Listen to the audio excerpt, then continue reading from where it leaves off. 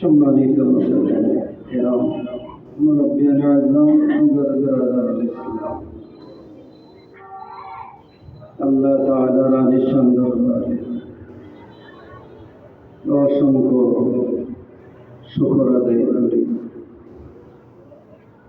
যে আল্লাহ আমাদের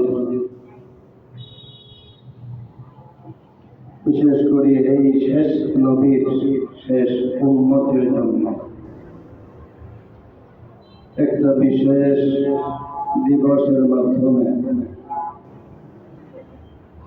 মহান আল্লাহ তাআলা সেই মহান ব্যক্তিত্বের মাধ্যমে সেই মহান ব্যক্তিত্বের উম্মতের জন্য এক মহা উপঢৌকন পাঠিয়েছেন। সেই উপঢৌকনের নাম হল সালাত। এই সালাতের মাধ্যমে আল্লাহ তাআলার নৈকট্য লাভের শ্রেষ্ঠ উপায়, সেরা উপায়। আল্লাহ পাক আমাদেরকে এই নৈকট্য লাভের যে উপায়, সেই উপায় আমাদেরকে গ্রহণ করা আমাদের তৌফিক দিয়েছেন। এই জন্য আমরা শুকর আদায় করি আলহামদুলিল্লাহ।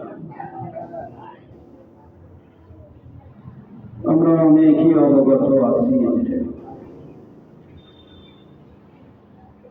আল্লাহ তাআলা একটা বিশেষ ঘটনার মাধ্যমে গোটা পৃথিবীতে একটি চমক সৃষ্টি করেছিল। হুজুর সাল্লাল্লাহু আলাইহি ওয়াসাল্লাম যখন রওনা দিবেন, তার পূর্ব মুহূর্তেও তিনি জানেন না যে তার একটি সফর হবে।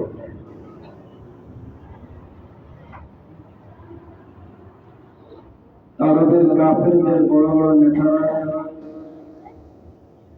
নবীজিকে দুনিয়া থেকে বিদায় করে দেওয়ার জন্য তার একটা গোপনে পরামর্শ সভা ডেকেছিল।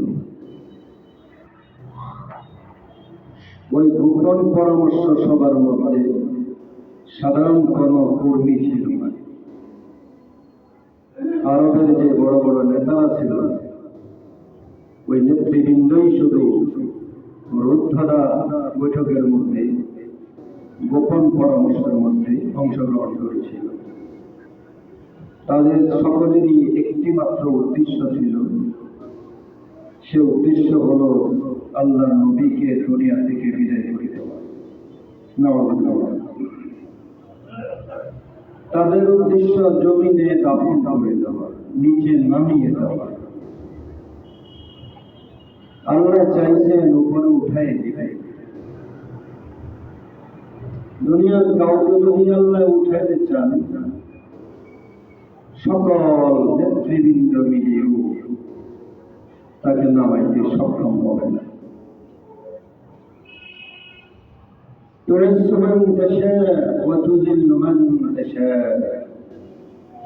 তিনি যাকে চান সম্মানের আসনে আসীন করেন, তিনি যাকে চান তাকে অপদস্থ করেন। আল্লাহর নবীকে আল্লাহ পাক সম্মানের আসনে আসীন করবেন। আরবের সকল নেতৃবৃন্দ বসে যে পরামর্শ করল, ওই পরামর্শ সকলেরই একই উদ্দেশ্য, তাকে দুনিয়া থেকে বিদায় করে। আমার রাসূলকে আল্লাহ তাআলা জানিয়ে দিলেন, আজকে আপনি আপনার আসনে, আপনার বিছানায় না শুয়ে আপনি একটু বিছানাটা পরিবর্তন করেন।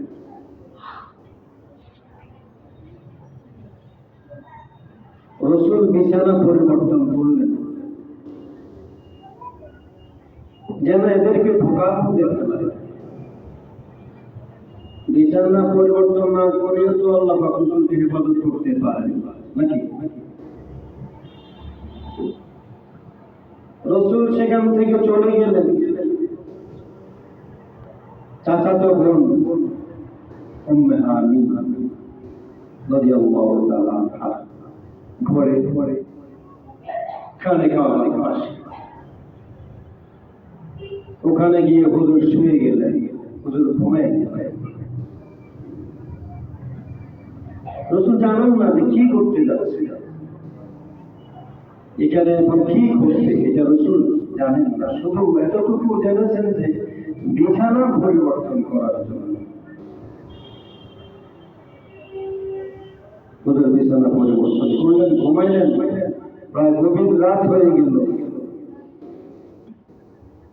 এক বর্ণনায় হুজুর দরজা নক করবেন, আর এক বর্ণনা মাত্র হুজুর হযরত জিবরিল দরজা নক করলেন, আর এক বর্ণনা জিবরিল উপরের থেকে রাসূল যে ঘরের মধ্যে উম্মে হানির ঘরে শুলেন, ওই ঘরে ছাদ অটোমেটিক সরে গেছে, আর তিনি হযরত জিবরিল ওই শূন্য জায়গা দিয়ে নিচে নামলেন। রাসূল জেগে গেলেন এবং দেখলেন যে উপরে শূন্য হয়ে গেল, ছাদ সরে গেল। এটা উদাহরণ এখনো মদিনা শরীফে আছে। মদিনা শরীফে যে ছাদগুলি আছে, এটাকে এখন ওইরকম সুইচের মাধ্যমে সরাই ফেলে আকাশ দেখা যায়, একটা নির্দিষ্ট সময় আছে বিকেল বেলায় ওই ছাদটা সরাই আবার সেটা আসে লেগে যায়। তো যখন জিবরিল আলাইহিস সালাম যখন নামলেন, রাসূল তখন বুঝে ফেললেন যে এখন কোন একটা ঘটনা আশ্চর্য কিছু ঘটতে যাচ্ছে। নাহলে জিবরিল তো পায়ে হেঁটে দরজায় এসে লক করে উঠে পাঠাতে, উপর থেকে ছাদ সরাইয়া ওদিক থেকে নামলেন কেন? উপর থেকে যেহেতু নিচের দিকে নামলেন, একটু পরে উপরের দিকে ঘটনা ঘটে যাবে।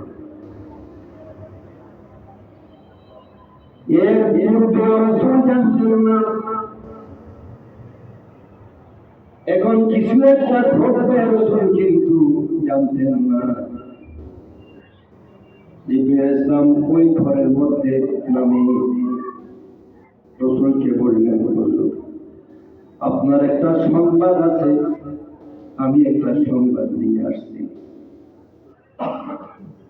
রাসূল বললেন, কি সংবাদ? জিবরিল বললেন, আমার সাথে একটু চলুন, একটু আমাকে একটু অনুসরণ করুন। উম্মে হানির ঘর থেকে বের হয়ে হাতিমে কাবা যেটা আছে, কাবার পাশে যেটা রাউন্ড করে যে জায়গাটা আছে, ওটা হলো হাতিমে কাবা। হযরত জিবরিল ওখানে চলে গেলেন রাসূলকে নিয়ে পায়ে হেঁটে। রাসূল সেখানে যাওয়ার পরে দেখলেন পূর্ব প্রস্তুতিমূলক কিছু জিনিস। ইতিপূর্বে তো এখানে সব কিছুই ছিল না। দুজন ফেরেশতা দেখা যায় ওখানে অপেক্ষা করতেছে একটা স্বর্ণের থালা নিয়ে, স্বর্ণের একটা দস্তরি নিয়ে, স্বর্ণের একটা পিস নিয়ে তিনি সেখানে দুজন ফেরেশতা অপেক্ষা করতেছে। জিবরিল আলাইহিস সালাম রাসূলকে বললেন, শুয়ে যান। রাসূল চিত হয়ে শুয়ে গেলেন। হযরত জিবরিল আঙ্গুল দিয়া রাসূলের বক্ষ মুবারকের মধ্যে এইভাবে টান দিলেন। টান দেওয়ার পরে এটা বিদীর্ণ হয়ে গেল, ছিঁড়ে গেল। ভিতরে হাত দিলেন হযরত জিবরিল, ওখান থেকে যে হাড় আছে সেটা বের করে নিয়ে আসলেন। বের করে নিয়ে আসার পরে ওই যে স্বর্ণের যে একটা প্লেট ছিল, ওখানে জমজমের পানি দিয়ে হুজুরের হাড়টাকে সেখানে ভালো করে ধুইলেন। কেউ কেউ বলেন হাউজে কাউসারের পানি, না, সঠিকটা হলো জমজমের পানি দিয়া। কারণ হাউজে কাউসারের পানি থেকে জমজমের পানি হলো বরকতময় বেশি। এজন্য জমজমের পানি দিয়া সেটা ধুয়ে ফেললেন, ধুইয়া আবার জিব্রাইল যেখানে ছিল ওখানে আবার রেখে দিলেন। হুজুর দুই দিক থেকে একটা জিব্রাইল দুই দিক থেকে একটু চাপ দিলেন, আবার রসুলের যে পক্ষ যে বিদীর্ণ করা হয়েছিল সেটা আবার লেগে গেল, এমন ভাবে লাগলো কোনো জোড়ার চিহ্ন নাই। সেখান থেকে আল্লাহ রসুল এই পৃথিবীতে সর্বপ্রথম ওপেন হার্ট সার্জারিতে যায়। চিকিৎসা বিজ্ঞানীরা ওখান থেকে গবেষণা করে ওপেন হার্ট সার্জারি বের করেছে। সর্বপ্রথম আমার রসুলের ওপেন হার্ট সার্জারি হচ্ছে, এবং সেটা কোন দুনিয়া ডাক্তার দিয়ে আল্লাহ পাক করেন নাই, ওটা একমাত্র করেছেন আল্লাহ পাক হযরত জিবরিলকে দিয়ে। পড়েন সুবহানাল্লাহ। রসুলকে বললেন এবার উঠে যান। হুজুর উঠে গেলেন। এইবার দেখা যায় একটা প্রাণী দেখা যায়, পিছনের গলা থেকে পিছনের অংশটা হলো পশুর মতো, আর সামনের যে চেহারাটা সেটা হলো একটা মানুষের মতো, গায়ের বর্ণটা খুব সাদা, এরকম একটা জিনিস, রশি থেকে বাঁধা, রশি দিয়ে বাঁধা। হযরত রাসূল জিবরিলকে জিজ্ঞাসা করলেন, ভাই জিবরিল, এইসব কি? আমি তো কিছুই জানি না। এখানে তো দেখা যায় আগে থেকে কিছু প্রস্তুতি গ্রহণ করা আছে। জিবরিল বললেন, আল্লাহ পাক আমাকে পাঠাইছেন আমার সাথে, এখন আপনাকে একটা সফর করতে হবে। আজকে আসরের নামাজের পরে, আসরের পরে দুশমনরা বসে পরামর্শ করেছে আপনাকে দুনিয়া থেকে বিদায় করে দিবে। আল্লাহ পাক আপনাকে আমার সাথে সফর করার জন্য বলেছে, চলেন একটু সফর করেন। মোরাকের মধ্যে উঠবেন। বর্ণনা যদি একটু দুর্বল হয়, কথাটা এরকম আসছে, বোরাক একটু নাড়াচাড়া করেছিল, উঠবার আগে অনীহা প্রকাশ করেছিল। জিবরিল বললেন, বোরাক ছিল নাকি তুমি? তোমার পরে কে চলবে এখন? তুমি একটু নাড়াচাড়া কেন করলে?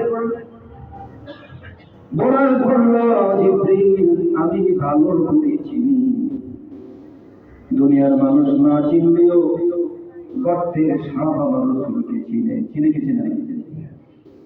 দুনিয়ার মানুষ আশরাফুল মাখলুকাত ওরা না চিনলেও জঙ্গলে ভরে রসুলকে চিনে। দুনিয়ার কুপাল পোড়া মানুষ যদি আমার রসুলকে না চিনে, মরুভূমির গাছ আমার রসুলকে চিনে। আমার রসুল যখন কোনো কাজে মরুভূমিতে যাইতেন, গাছগুলি দূর থেকে এসে রসুলের জন্য পর্দা বানাই ফেলতেন। রসুল যদি কোনো মলমূত্রতে করবেন, অটোমেটিক গাছগুলি এসে টয়লেট বানাই দিত।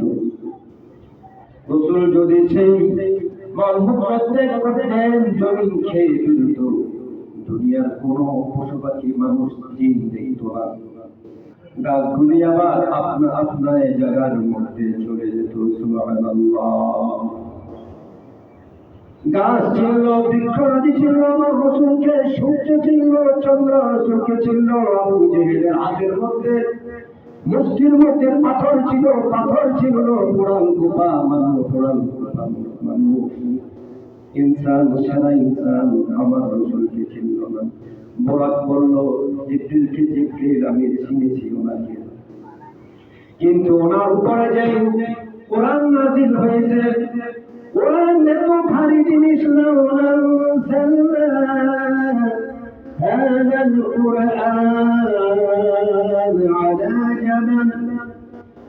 লারাআইতাহু খাশিআন মুতাসাদ্দিআন মিন খাশিয়াতিল্লাহ। এই কোরআন যদি পাহাড়ের উপরে নাযিল হতো, পাহাড় খসে পড়ে জমিনের সাথে মিশে যেত। এত ভারী কোরআন যার উপরে নাযিল হয়েছে। পাহাড়ের উপরে নাজিল হয়ে পাহাড় খসে পড়ে যেত। এই রাসূল যদি আমি ওরাকের উপরে বসে, না জানি আমি জমিনের সাথে মিশে যাই কিনা। এই ভয়ে আমি একটু ইতস্ততা বোধ করছিলাম। এরপরে রাসূলকে ওরাকের মধ্যে ওঠানো হলো। প্রতিমধ্যে অনেক জায়গার মধ্যে যাওয়া হলো। একটু যাওয়ার পরে দেখতেছি একটা জায়গার মধ্যে জিবরিল বলতেছেন, একটু নামেন, এখানে একটু সাদা জমিন দেখা যায়, এই জায়গাটার মধ্যে 2 রাকাত নামাজ পড়েন। আল্লাহ রাসূল রওনা করার পরে প্রতিমধ্যে 2 রাকাত নামাজ পড়লেন। জিবরিলকে জিজ্ঞাসা করলেন, যে জায়গাটার মধ্যে আমি নামাজ পড়লাম এই জায়গাটার কি নাম? জিবরিল বললেন, এই জায়গাটার নাম হলো ইয়াসরিব। আপনার জিম্মাদারির পরে আপনাকে তো হিজরত করতে হবে। হিজরত করে আপনার এলাকার লোকগুলি আপনাকে তাড়িয়ে দিবে, তারা জুলুম অত্যাচার করবে। যে জায়গার মধ্যে আপনি সফর করবেন ওই জায়গাটার নাম হলো ইয়াসরিব। এই ইয়াসরিবে একদিন আপনাকে আসতে হবে। 2 রাকাত নামাজ পড়লেন। এবার বললেন সামনের দিকে চলে। আবার সামনে যাওয়ার পরে নামায় দিলেন, ব্রেক করলো। বললেন 2 রাকাত নামাজ পড়েন। এখানে হযরত রাসূল 2 রাকাত নামাজ আদায় করলেন। জিজ্ঞাসা করলেন, ভাই জিবরিল এই জায়গাটা কোন জায়গা? হযরত জিবরিল বললেন, এটা হলো ওই জায়গাটা যে জায়গার মধ্যে আল্লাহ পাকের একটা পুত্র জাহির করেছিলেন। পিতা ছাড়া একজন সন্তান নবী বানাইয়া যেখানে আল্লাহ পাক পাঠাইছিলেন, তিনি হলেন হযরত ঈসা আলাইহিস সালাম। ওই ঈসা আলাইহিস সালামের পিতা ছাড়া যে জায়গাটার মধ্যে জন্ম হয়েছিল এই জায়গাটা হলো সে তার জন্মস্থান। সামনের দিকে আবার রওনা দিয়ে দিল। সামনে দেখতেছে একটা মানুষ, দূর থেকে তার মাথার মধ্যে পাথর নিক্ষেপ করতেছে। কিছু লোকে পাথর নিক্ষেপ করতেছে, পাথরের আঘাতের মাথার চূর্ণ বিচূর্ণ হয়ে আগুনে নিক্ষিপ্ত হচ্ছে। ওই লোকগুলি আবার পাথর পুড়ে নিয়ে আসলে আসলে মাথা ভালো হয়ে যায়, আবার এইভাবে আঘাত করতেছে। জিবরিলকে রাসূল জিজ্ঞাসা করলেন, ভাই জিবরিল এই লোকটা কি, কেন তার এইভাবে মারা হচ্ছে? জিবরিল বললেন, অনেকগুলি ঘটনা দেখাইয়া পরে জবাব দিয়েছিলেন, আমি এই কথাটা আগে বলতেছি। এটা হলো আপনার ওই উম্মতগুলা যাদের উপর 5 ওয়াক্ত নামাজ ফরজ করেছিলেন আল্লাহ পাক, ওই নামাজ তারা আদায় না করবে, আদায় না করার কারণে তাদের শাস্তি এইভাবে হতে থাকবে। রাসূল এবার উঠায় নিয়ে গেলেন। লম্বা একটা সফর দিয়ে চলে গেলেন জমিন থেকে জমিন, ভূমি থেকে ভূমি। সুবহানাল্লাযী আসরা বিআবদিহি লাইলাম মিনাল মাসজিদিল হারাম ইলাল মাসজিদিল আকসা। মসজিদুল হারাম আর আকসা দুটাই হলো জমিনে, ভূমি থেকে ভূমি, জমিন থেকে জমিন। রাসূলকে বাইতুল্লাহ থেকে মসজিদে হারাম থেকে রওনা দিয়ে দিলেন। আর বাইতুল মুকাদ্দাস জেরুজালেম, যেখানে লাল কুকুররা আমাদের দুশমনরা, মুসলমানদের দুশমনরা, মুনাফিকের বন্ধুরা, কাফেরের বন্ধুরা আমাদের এই বাইতুল মুকাদ্দাসকে তারা জবরদস্তি করে জোর করে যখন ধরে রেখেছে, আমার হযরত সুলাইমান আলাইহিস সালামের কলিজার টুকরা বাইতুল মুকাদ্দাস, মসজিদ আকসা, বাইতুল মাকদাস, বাইতুল মুকাদ্দাস তিনটা নাম। ওই জায়গার মধ্যে নিয়ে গেলেন, বোরাকটা বাহিরে জিবরিল পেতে রাখলেন। বললেন, ইয়া রাসূলুল্লাহ ভিতরে একটু প্রবেশ করেন। ভিতরে প্রবেশ করে দেখা যায় আল্লাহু আকবার, 1,00,000 বা 2,40,000 অথবা 1,000,000 পয়গম্বর নবী রাসূল সেখানে অপেক্ষা করতেছে। তাও তারা বসে নাই, দাঁড়ায় দাঁড়ায় অপেক্ষা করতেছে। রাসূলকে জিজ্ঞাসা করলেন, ওনারা কারা, কেন এখানে দাঁড়িয়ে রয়েছেন? জিবরিল বললেন, এরা হলো সোয়া লক্ষ আম্বিয়ায়ে কেরাম, তারা অপেক্ষা করতেছে আপনি এখানে আসবেন। ওই যে মেহরাবটা খালি দেখতেছেন, ওখানে কোনো লোক নাই, আপনি ওখানে গিয়ে 2 রাকাত নামাজ পড়বেন, আর সোয়া লক্ষ আম্বিয়ায়ে কেরাম আপনার পিছনে নামাজ আদায় করবে। ভাই আমরা কোন নবীর উম্মত হলাম? 1,24,000 পয়গম্বর আমার নবী আসতেছে, দাঁড়িয়ে অপেক্ষা করতেছেন স্বাগত জানানোর জন্য, এবং তার পিছনে 2 রাকাত নামাজ আদায় করবেন। এই নামাজটা আল্লাহ রাসূল হযরত জিবরিল রাসূলের হাত ধরে সামনে নিয়ে দিলেন, আর রাসূল সেখানে গিয়ে 2 রাকাত নামাজ পড়লেন। এবার জিবরিল বললেন, ভূমি থেকে ভূমি আপনার সফর এখানে শেষ, এবার ভূমি থেকে সিদরাতুল মুনতাহা ইলাল মিনাল মসজিদিল আকসা ইলা সিদরাতিল মুনতাহা। এবার আপনার সফর হবে মসজিদে আকসা থেকে বাইতুল মুকাদ্দাস থেকে সিদরাতুল মুনতাহার দিকে আপনার সফর শুরু হয়ে যাবে। পিছনে মিকাইল ইসলাম বসা। এখানে কি বুঝালেন ভাইয়েরা? দুনিয়া যেই কোনো সফর, যেই কোনো বিপদ আপদ, যেই কোনো মুসিবত, তার যাত্রা শুরু হবে নামাজের মাধ্যমে, এবং শেষেও জীবনের শেষেও আপনার নামাজের মাধ্যমে জীবন শেষ হবে। আল্লাহ রাসূল এখান থেকে রওনা দিয়ে দিলেন নামাজের মাধ্যমে। রাসূল আসতেও নিয়ে আসলেন নামাজ, এবং রাসূল শেষ পর্যন্ত এই নামাজের উপরে অটল ছিলেন।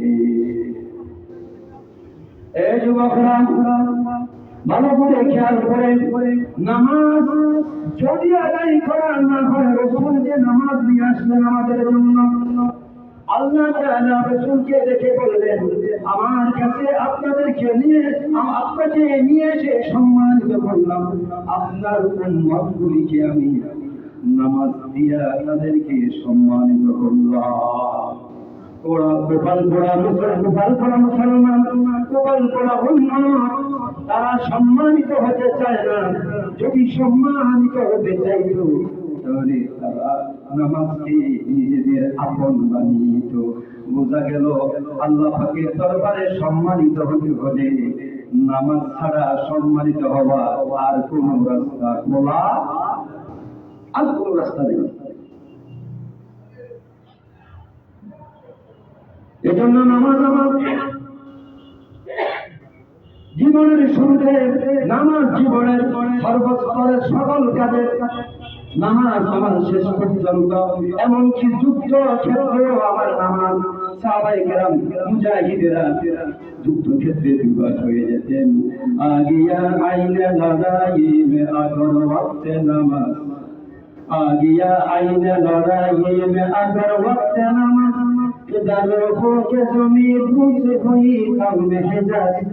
যুদ্ধরত এমন সময় হলে তাদের ওয়াক্তে নামাজ ধন্য হতো, সিজদা করে ধন্য হতো, কেবলামুখী সিজদা করে ধন্য হতো কওমে হিজাজ।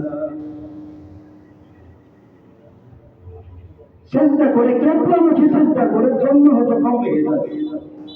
এই নামাজ ছাড়া, সালাত ছাড়া ধন্য হওয়া, সম্মানিত হওয়া, মঞ্জিল মকসুদ পর্যন্ত পৌঁছা আর কোন রাস্তা দুনিয়াতে খোলা নাই। আল্লাহ আমাদের সকলকে মেরাজের যে ঘটনা, আল্লাহ রাসূল যে উত্তগমন করলেন, সেখান থেকে যে তিনি আসলেন উম্মতের জন্য যে হাদিয়া নিয়ে আসলেন, সেই নামাজ কিন্তু 5 ওয়াক্ত ছিল না, সেই নামাজ ছিল 50 ওয়াক্ত। এই 50 ওয়াক্ত ইতিহাস লম্বা, এই 50 ওয়াক্ত নামাজ থেকে কমিয়ে 5 ওয়াক্ত নিয়ে আসলেন। এরপরে উম্মত যখন এই 5 ওয়াক্ত নামাজ আদায় করবে, আল্লাহ পাক উম্মতের আমলনামায় 50 ওয়াক্তের সওয়াব লিখে দিবেন। আল্লাহ আমাদের সকলকে নামাজের ইহতিমাম করার তৌফিক দান করুন। সবাই আমিন বলুন। ওয়া আখিরু দাওয়ানা আলহামদুলিল্লাহি রাব্বিল আলামিন।